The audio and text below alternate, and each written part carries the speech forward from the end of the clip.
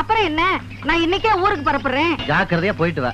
நீ என்ன செய்வியோ ஏது செய்வியோ எனக்கு தெரியாது. என் பொண்ணு ஜான்சி கல்யாணத்துக்கு வலிய வந்து சம்மதிச்சிட்டா. அவளுக்கு நல்ல மாப்பிளையா பாரு.